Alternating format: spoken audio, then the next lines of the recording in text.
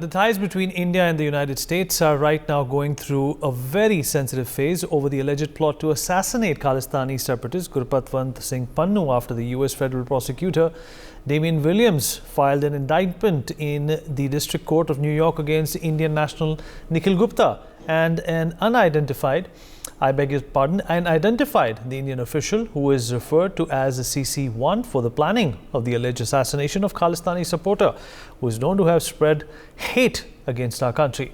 Well, now the big question is, what is the motivation behind all of this, and who is Damian Williams who filed this indictment in the first place? We're going to discuss that with some people who understand the space and the sensitivities that are involved.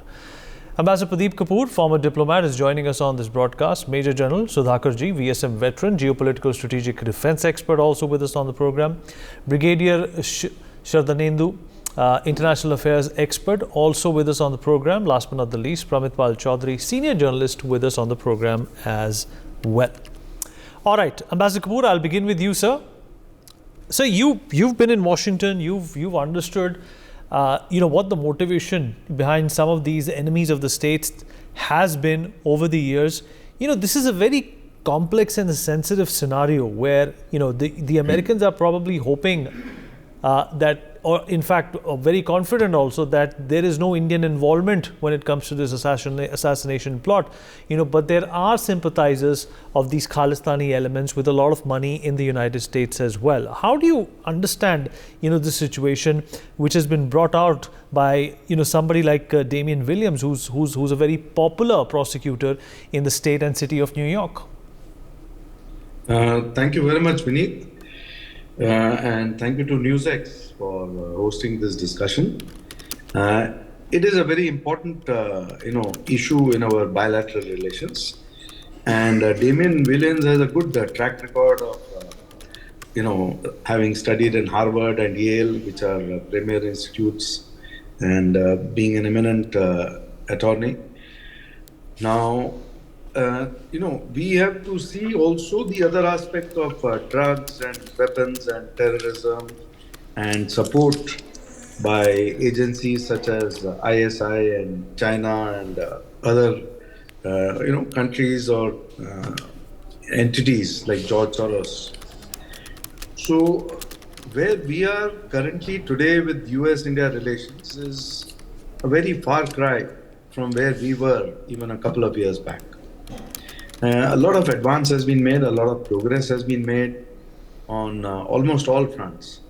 If you see the joint communique signed after the visit of Prime Minister Modi to the US, along with President Biden, it was one of the most robust joint communiques I've seen in my entire career as a diplomat, and ran into many pages and into 58 paragraphs, and all very paragraphs which were action-oriented, result-oriented, outcome-oriented, and with monitoring and evaluation and follow-up.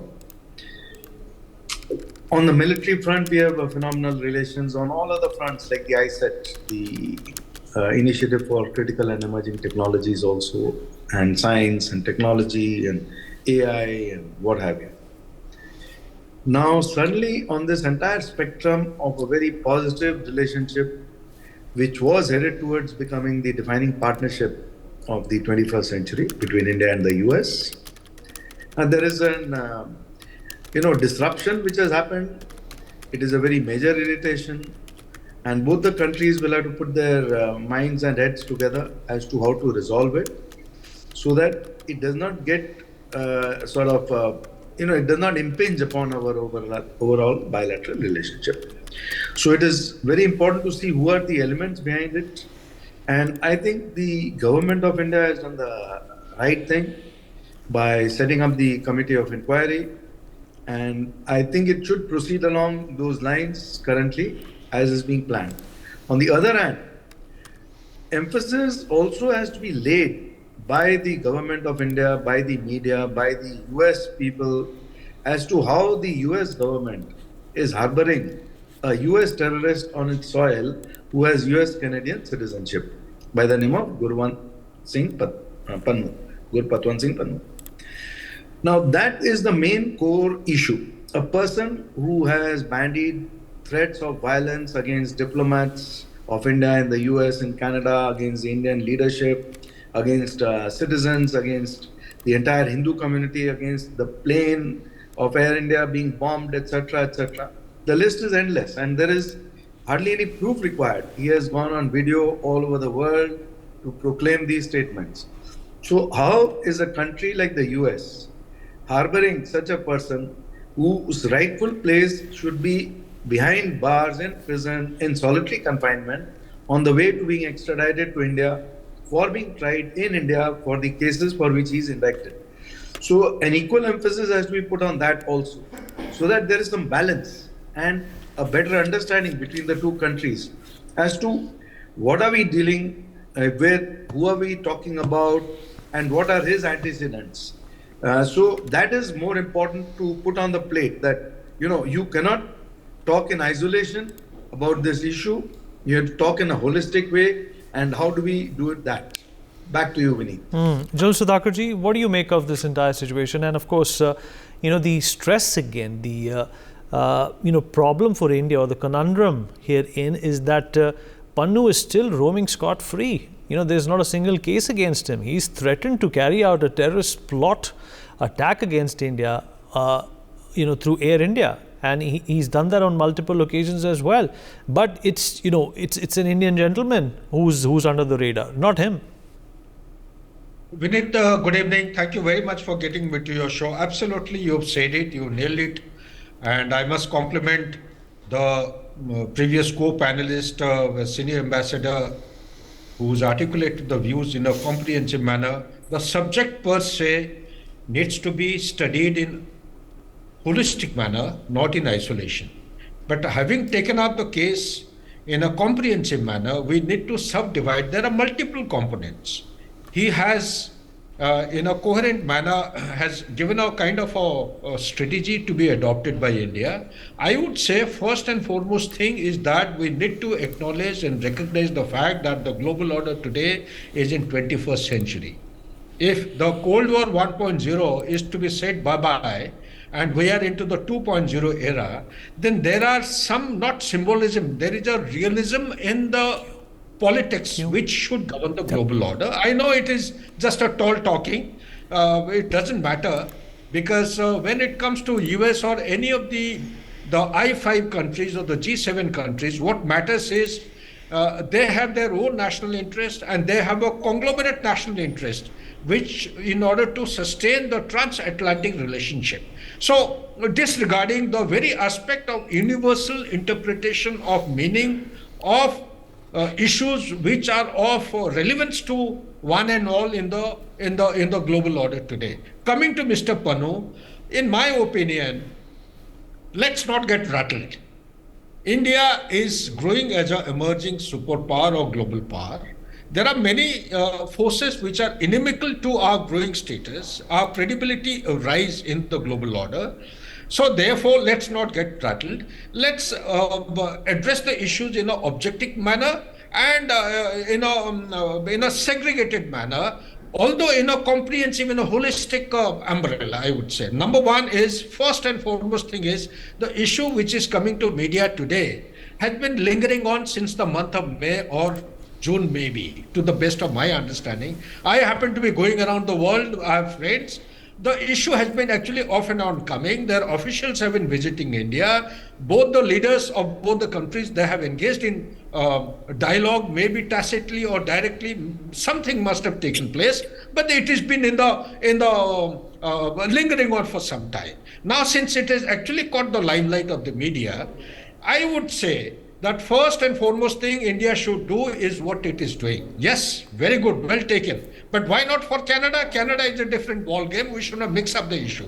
Number two, we need to pinpoint, because to the best of my knowledge and understanding, and being a soldier, I know for sure that India as a nation state does not have a policy to carry out transnational kind of genocide or murder. It is never there in our history and philosophy. Nor do we have any philosophy of going, capturing land and occupying for eternity. No. We go for a purpose, hand it back to the owner of the land. Second point I wish to highlight is that we need to ask the question which Ambassador has very rightly pointed out.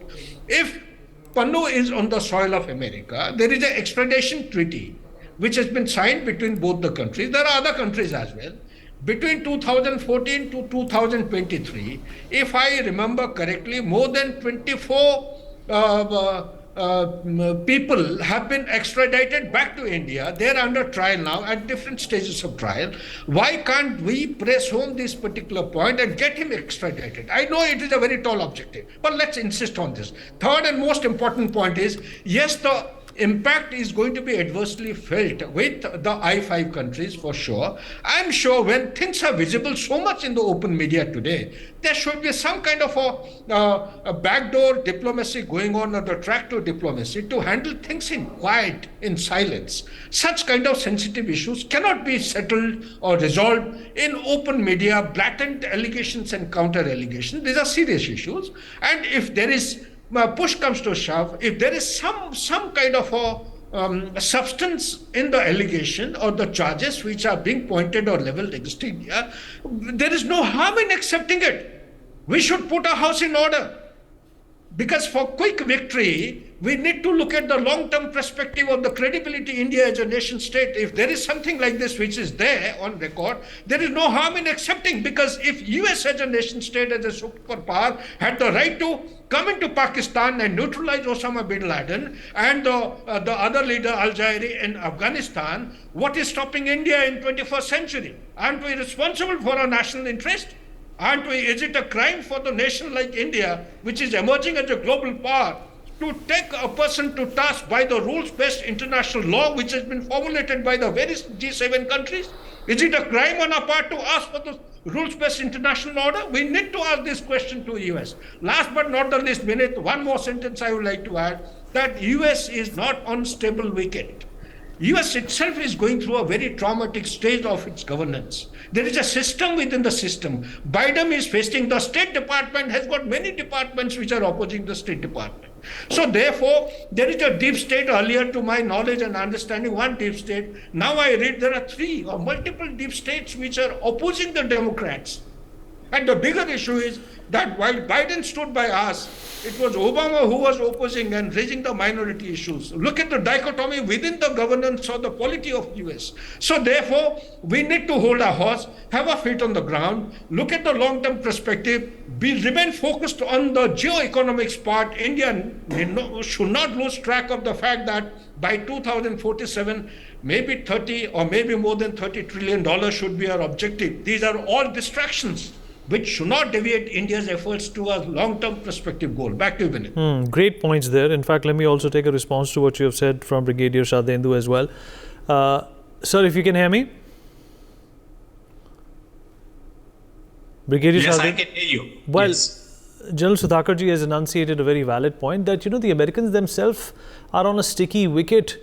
It is perhaps, a little hazy for them to see how this might affect the relationship that, Prime Minister Modi and the President now of the United States, Joe Biden, have built over the years. This does have the potential, to put out these cracks which needn't be. They need to realize who the terrorist is here and who's the enemy of the state. Yeah, I would commence that this incident, leave aside that Indo-US relation is a geopolitical sphere. If you see, it is a very strong relation, and especially in Indo-Pacific region, our interests are common. And I see this incident as an isolated incident, and it should be compartmentalized. It should not be flared up to affect the other bilateral relation and the unipolar or India and US bilateral relation. It should not be taken into that consideration. I would say that both the incident, whether it is Canada or US, both are similar incident, and it is interlinked. Sharing of information among I5 countries have taken place. Justin Trudeau, when he makes the statement in House of Commons, he had spoken to Joe Biden, and thereafter he made this statement. Although he had gone beyond his capacity to name India directly, he should not have. He should have given a very subtle address and not directly implicating the Indian government as such. So there, Justin Trudeau has gone wrong. But the fact of the matter is this, that when they carried out this kind of investigation, they found something. CC1 and the middleman and the hitman, they were all have the similar kind of action what they have done in Canada, and similar kind of thing were being repeated in the US. Therefore, one has to see it in a very dispassionate manner. If this issue has come up, in one case, India has totally refuted a Canadian allegation that said it is all allegations are false. But in second time, when US makes the statement, India says that we are setting up a very high level inquiry, and rightly so. We must set up the inquiry, find out, because there is a nexus going on all over the world. There is a drug peddler, there is a militant, there is an arms dealer. They all connive together and give that kind of thing. And you never know. And the credential of the Nikhil Gupta is to be seen. Who is this guy? And his background needs to be checked. And he is in the US captivity. What sort of evidences they are giving? What statement he is making? That all these things are there. And when the US has indicted in the civil court of New York, they have filed a proper case sheet. They have got the email, they have got the telephone conversation. How authentic is this? It is the responsibility of our government to say that it is all fabricated, false, or incorrect. And there is no reality in that. So India has to set the thing in order, and external ministry has to give the evidences to the US and to prove his credential.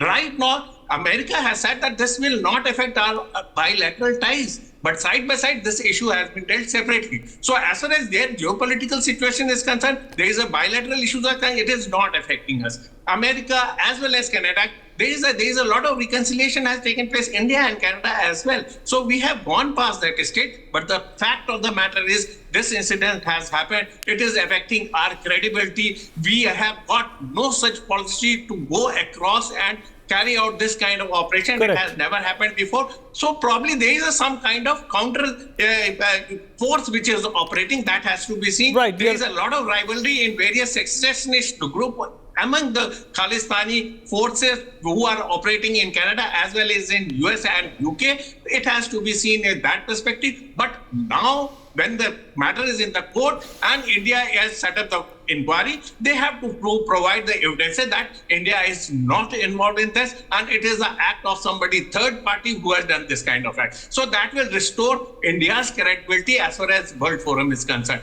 Bilateral relation and Canada relation is perfectly all right. A huge number of Indian diaspora is there. A lot of industrialists are there. Students are going man to man, culture, science, technology, commerce. So many different kind of relations are there with India and US and India and Canada. After independence, Canada has been totally friendly with India. Although there were differences with the US, but Canada was always allied. But India has dealt differently with the Canada. India is dealing differently with US. My point is that in international forum, in diplomatic relation, you apply the same yardstick with the national interest, keeping it on forefront. And that is how it should be dealt with. And I'm very sure it is not going to go very beyond. It is a momentary thing. It will settle down. India will provide evidence. And whatever comes out in the court, when it opens up, then everything will be clarified. Whosoever has done it, it has done in a very, very immature manner. A lot of evidences have been left. When a state plays this kind of role, there is a very subtle operation is launched. This kind of inexperienced lot who has sent the email, whose telephone conversation has been tapped, is definitely not the government's job. It is some third party has done or who has leaked. And the Nikhil Gupta, his credential is still question mark. He's a criminal. He was caught in a third country, brought back to the US, and he is the main person who is giving the evidence. All right, Ambassador Kapoor, what would be the expectations of the Americans, if such a threat emanated out of India towards the Americans?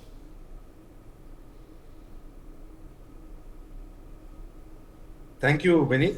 There are a couple of points which I would like to mention. The American expectations would be to bring the relations on an even keel very quickly, because they face much more serious issues vis-a-vis China, vis-a-vis South China Seas, vis-a-vis Ukraine, vis-a-vis the Middle East.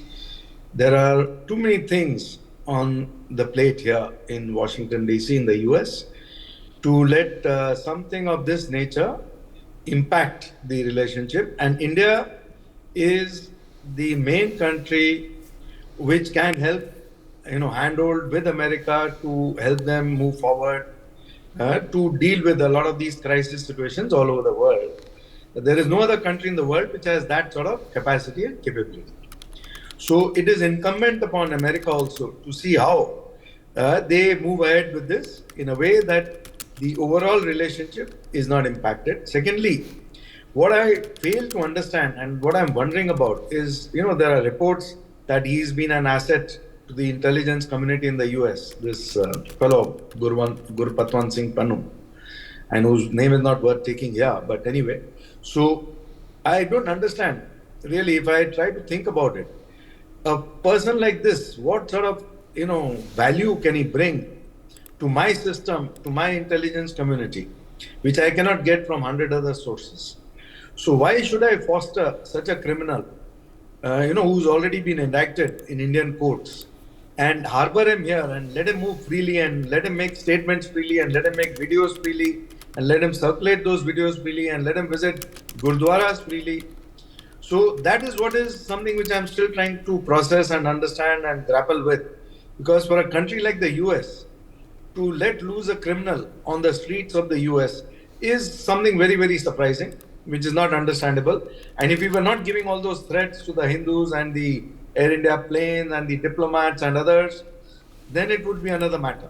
But a person who's liable by the local laws and rules of the land to be put behind bars, why is he not being persecuted? Because I'm saying that he's an asset to the intelligence community still is mind-boggling, because even if he is an asset, and he has no right to be free. So US has to also understand that there are sensitivities on the Indian side, and if they have to support any such activities, the only place where Khalistan can be created is primarily in Canada or secondarily in Pakistan. So if they want to push for that sort of thing, then they can put some budget out for creating a Khalistan in Canada or Pakistan. But to rein in these sort of elements is very, very essential for the US to understand where its strategic priorities lie, where its overall goals are, where its future is, what the next steps are. So for it to take a realistic assessment is very essential at this point of time. Back to you, Puneet. All right, sir. We've run out of time. Appreciate everyone being a part of this conversation. On that note, we're going to dip into a short break. More news and updates on the other side. For more such videos, subscribe to the NewsX YouTube channel, hit the bell icon.